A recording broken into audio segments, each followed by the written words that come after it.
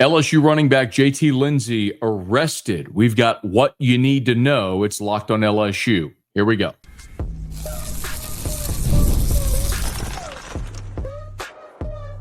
You are Locked on LSU, your daily podcast on the LSU Tigers. Part of the Locked On Podcast Network, your team every day.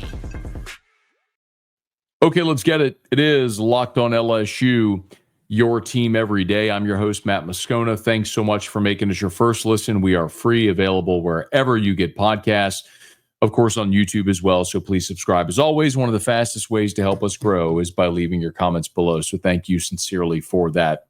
What a newsy day Friday ended up being around LSU football. Now, the Tigers were on the practice field. The day began with speculation around Garrett Nussmeier, Brian Kelly, an impromptu press conference effectively debunking the Nussmeier injury rumors. Joe Sloan met with reporters. Really the only time we'll get to speak to Joe Sloan until spring practice.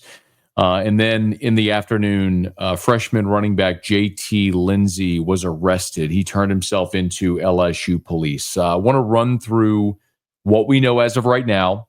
I can tell you I did reach out to Lindsey's attorney, Chris Perrett, who did provide me a lengthy statement about Lindsey's arrest. I'll give you that statement in full so you can make your own determination of what you think of it. And then we'll talk about the impact that this could have on the running back room for 2025. I fully understand that this is a very serious charge. It's a felony charge of a young man, and his very promising future is up in the air right now. And that certainly is paramount. However, this is a sports show, and I'm obligated to talk about what the impact of this might mean for the LSU football Tigers in 2025 and beyond. So we will talk about that as well. Let's give you what we know first, okay? WAFB Television in Baton Rouge, their investigative reporter Chris Nakamoto was the first to report that Lindsey had turned himself in to LSU police on a felony accessory charge.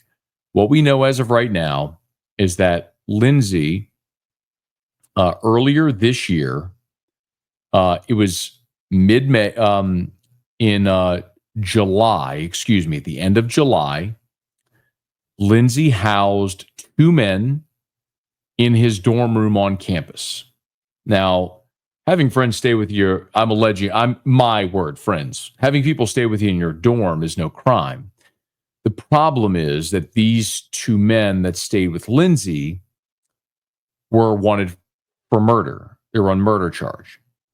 And so Lindsey allowing them to stay with him, according to police, made him an accessory, which is a felony.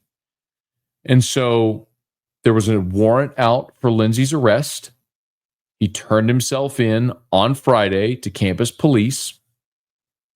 No word as of the time that we're recording this, whether or not JT Lindsey has made bail, if he's still incarcerated, if he's still being held. We do not know that as of this moment. That could change by the time you listen or watch this, but just at this very moment at 10:31 p.m. Central Time on Friday, August the 8th, we do not have that information yet. Now, I reached out to Chris Perrett. And full disclosure, Chris Perrett played football at LSU. His son, Sean, currently is a walk-on kicker, a preferred walk-on at LSU. That has no bearing whatsoever on this case, legal proceedings. It's just a statement of fact. Chris Perrett, Attorney Perrett, did in fact provide me with a very lengthy statement about JT Lindsey's arrest. I'll read this for you. Now, this is a lengthy statement, but I want to read it in its entirety. By the way, if you're interested, you can read this. It is published at louisianasports.net. Full disclosure, that's a website of which I am the publisher. So this, if you want to read it, the entire thing is there at louisianasports.net. Here you go. Quote, JT Lindsey has been arrested on allegations of accessory after the fact, for allowing two individuals ages 17 and 18 who, unbeknownst to him, were wanted in Alexandria on serious charges to stay at his apartment for a couple of nights beginning on or around July the 24th. It is now known that the two individuals were wanted for crimes they are accused of committing in mid-May of 2025 in Alexandria. I'll pause here. So effectively, these two men are accused of committing crimes in mid-May. So this is 2 months, more than 2 months after the alleged crimes. They're staying with JT Lindsey. So it's not like they committed a crime, fled, and stayed with Lindsey. This is 2 months after the alleged crimes. I'll continue. There are no allegations that JT Lindsey was in any way involved in or in any way connected to the alleged crimes of the arrested individuals. Louisiana State Statute 1425 states that an accessory after the fact is any person who, after the commission of a felony, shall harbor, conceal, or aid the offender, knowing or having reasonable ground to believe that he has committed the felony, and with the intent that he may avoid or escape from arrest, trial, conviction, or punishment. JT Lindsey is adamant that he is innocent of any alleged criminal misconduct and any allegations of wrongdoing against him.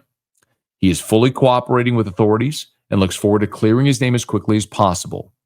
He was unaware that the individuals arrested had committed any crimes or that they had been accused of any crimes or that they were wanted by the police for questioning when he allowed them to stay at his apartment. That's an important note. My anecdote there, by the way.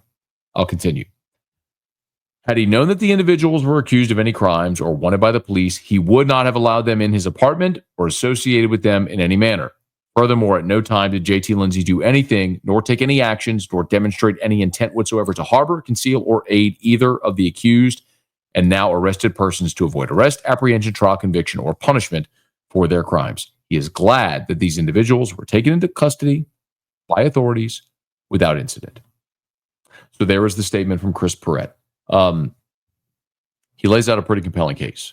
Effectively, and I'm not trying to litigate this here on this podcast, I have no information further than what was initially reported by WAFB, what is in the arrest warrant, and what attorney Chris Perrette provided me personally. I have no further information.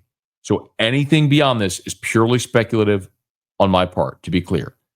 I am not trying to litigate this case on this podcast.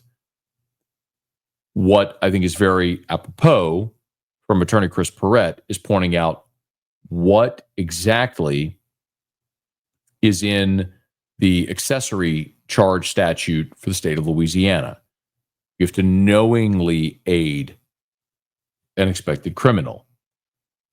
If it were more than 2 months after the alleged crime, it's plausible to think, did JT Lindsey have any idea or knowledge that these two were wanted? Again, he'll have his day in court. Without the full gamut of information, it is impossible to speculate further, and I'm not going to. I'm not going to litigate that here. I'm going to provide you the information. That's what we know as of right now. So, the question, as I'm sure it all pertains to you watching this or listening to this podcast who love LSU football by nature of the fact that you're watching or listening, you're wondering, what does this mean for JT Lindsey and the 2025 LSU football Tigers? So let's touch on that when we continue. It's Locked on LSU, your team every day. As summer winds down, there's something nice about getting back into a routine you love. And Wayfair makes it easy to set yourself up for the season ahead. From bedding and linens to storage solutions for every room, Wayfair is your one-stop shop to freshen and refresh your home. As a matter of fact, if you're watching this right now, the desk that I'm sitting at, my wife bought for me at Wayfair. The chair I'm sitting in, my wife bought for me at Wayfair. The rug in this room, in my office, you guessed it, Wayfair. If you were to go out back in our outdoor kitchen, the bar stools in our outdoor kitchen, Wayfair. Yeah, we are a Wayfair family. It is easy, it is convenient, it's affordable, great selection, and everything gets delivered right to your home. This is the perfect time to get your home ready, whether it's organizing, upgrading your workspace, or making weeknight dinners easier. Get organized, refreshed, and back to routine for way less. Head to wayfair.com right now to shop all things home. That's WAYFAIR.com. Wayfair, every style, every home. Today's episode is also brought to you by our friends over at FanDuel. August 26th. Mark the date. Set your calendar. Set a reminder. August 26th. August 26th. August 26th. You got the date? August 26th. August 26th is officially FanDuel Futures Day, a brand new holiday for football fans who live for bold predictions and preseason hunches. For just 24 hours, FanDuel is giving you deals on NFL season predictions. So whether you're calling your MVP, eyeing a long shot division winner, or ready to crown your Super Bowl champ before week one even kicks off, this is your moment. So take a flyer on the MVP race. I love Joe Burrow. Should have been the MVP a year ago, even though the Bengals stunk. Crown your champion in August. I think the Bengals are going to win the Super Bowl. I'm going to keep picking them until they actually win it.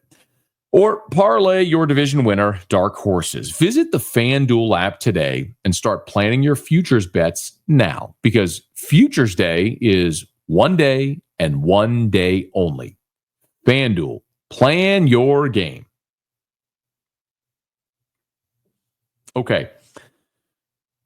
Now that we've got the details out of the way of the JT Lindsey situation, and of course, want whatever's best for everyone involved in this situation, it's important for us now to talk about what this means for the running back room for LSU in 2025. Let me start with who JT Lindsey is for those who maybe are unfamiliar. JT Lindsey was one of the top running backs in the country for the class of 2025. He was a consensus 4-star. He was in the On3 composite, the number 148 overall player and the 9th best running back in the country. He was the 4th best player in the state of Louisiana. Rivals had him number 137 overall. He was number 8 on the running back rankings by 24/7. Rivals had him number 12. The point is, he was one of the best running backs in the country, regardless of what scouting service you look at. As a junior at Alexandria Senior High, he ran for over 1,700 yards and 26 touchdowns. He won the Warwick Dunn Award as a senior, which goes to the top junior or senior football player in the state of Louisiana. And he led Ash to the state championship. Ran to the playoffs. He ran for 224 yards and 4 touchdowns in their second round win. So they were 10-0, by the way, a season ago in the regular season. So JT Lindsey was a fantastic high school running back. He comes to LSU and partners with Harlan Berry. So Harlan Berry, 5-star number 1 running back in the country. Berry and Lindsey combined to make up the number 1 running back tandem in the 2025 signing class.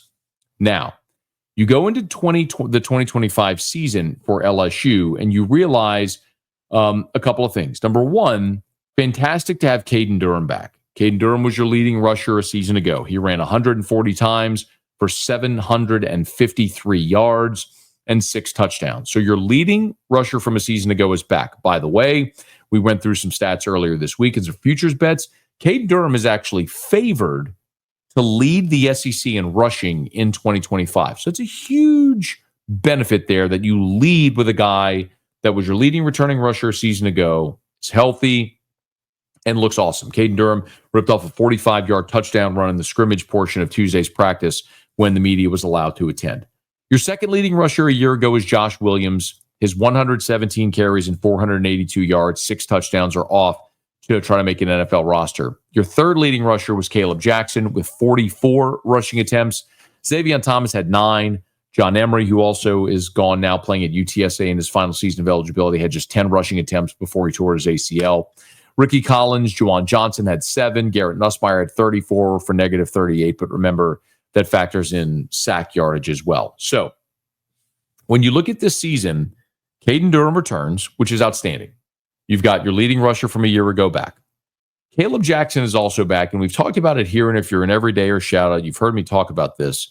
Caleb Jackson, I love the soundbite from Jackson in the spring, where remember, Caleb Jackson's from Baton Rouge, went to Liberty Magnet, exploded on the scene, had some real highlight reel plays. He just absolutely obliterated some poor kid at Mississippi State on a sideline run as a true freshman. And we all had grand expectations of him a year ago as a sophomore, and it just didn't manifest. And in this spring, when Caleb Jackson could have left in the transfer portal, and this is just what happens nowadays, when a player gets passed on the depth chart by someone younger than him, they typically leave now. And Caleb Jackson got passed by Caden Durham, who was a true freshman. But Jackson said he wanted to be in Baton Rouge, lifelong dream to play at LSU. His family's in Baton Rouge where they could see him, great support system. And he acknowledged he read too many of his press clippings. So he lost weight, he got in better shape, learned to block, is ready for a great junior season this year. So Durham and Jackson make up a very heavy-handed 1-2 punch for LSU, and that's a great start. After that, though, is where you have this massive drop-off. So Harlan Berry and JT Lindsey are next up because, remember, Trey Holly, the running back who signed a couple of seasons ago with LSU, was arrested in his hometown of Farmerville up in Union Parish, and the legal proceedings have dragged on for nearly 2 years now, for really a year and a half. And he was never able to get eligible. And so Trey Holly transferred to Southern University. So he's still in Baton Rouge, but he's going to play for Southern University this fall just to get back on the field. And the reason he had to transfer to Southern is because LSU has a policy whereby if a student is charged with a felony, then he is suspended indefinitely. So Trey Holly, after being charged with a felony, was suspended indefinitely from all team activities. Now you have JT Lindsey, who has been charged with a felony. It is right to assume, given LSU's handbook stated code, that he would be suspended from all team activities. Now, it is very important to mention that's speculative on my part. I do not know if he will be or what may happen in the next 12, 24, 46 hours. But JT Lindsey's been charged with a felony. It's in the handbook. He should be suspended. If he is, that means you have 3 scholarship running backs on this roster. Caden Durham, Caleb Jackson, Harlan Berry, that's it. And in a perfect world, that'd be all you need. The wild card here, and I'll give you 2 for LSU. One, of course, is Juwan Johnson. Remember, Juwan Johnson left. It's funny, we talked about, not funny, haha, but we talked about Juwan Johnson just earlier this week. But Juwan Johnson left Lafayette Christian Academy as Louisiana High School's all-time leader in yards gained and touchdowns. He scored over 171 touchdowns in his high school career. Knows what to do with the ball in his hands. Came to LSU as a defensive back. Last year when John Emery tore his ACL, Juwan Johnson moved to running back. This spring, Juwan Johnson moved to quarterback. Remember, A.J. Swan, Ricky Collins both transferred. LSU was thin on numbers. Juwan Johnson decided to play quarterback, which he has done up until this point in all of the individual periods. When LSU goes individual, Juwan Johnson's with the quarterbacks. When they go team, he plays running back.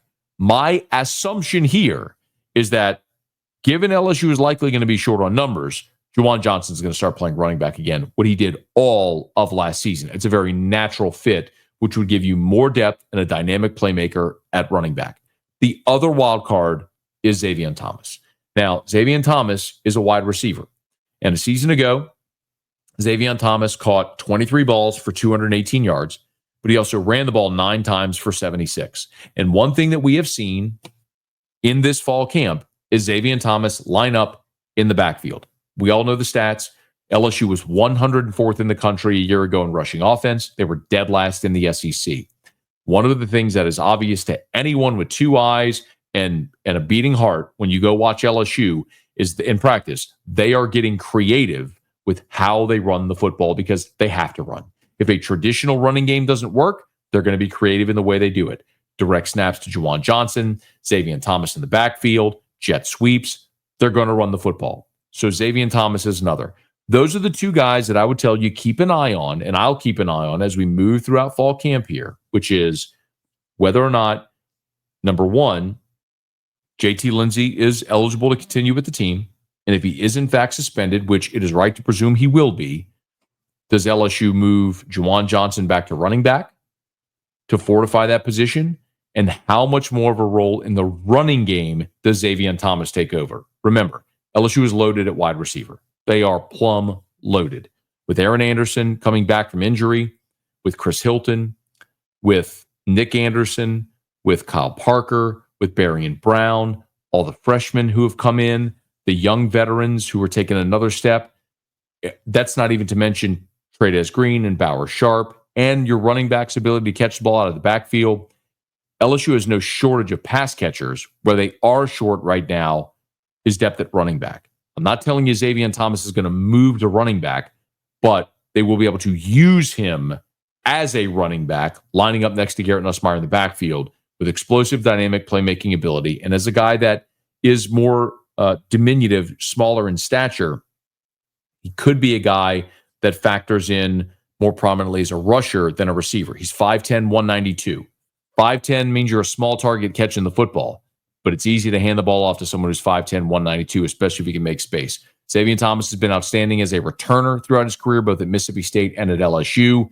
It's a very comparable skill set when you're talking about running the ball as opposed to being a receiver trying to find space and get open. So just keep an eye on Juwan Johnson and Xavier Thomas. I know I will as we get more practice and media availability throughout the remainder of fall camp to see how those guys might be lining up in this offense. So we will keep you posted on what happens with JT Lindsey as we learn more. But in the meantime, JT Lindsey arrested, charged with a felony or accused of committing a felony. And we'll see what that means for him personally and for the LSU team in 2025. And as we learn more, we'll talk about it right here on Locked On LSU. Hey, thanks so much for making us your first listen. We're free, available wherever you get podcasts, of course, on YouTube as well. If you're on podcast, please subscribe on your favorite podcast app, rate us, leave a review. If you are on YouTube, please smash that like button, subscribe to the channel, and hit the bell so you're notified whenever we post a new video. And let a friend know that if they love the Tigers, we got you here every single day. It's Locked On LSU, your team every day.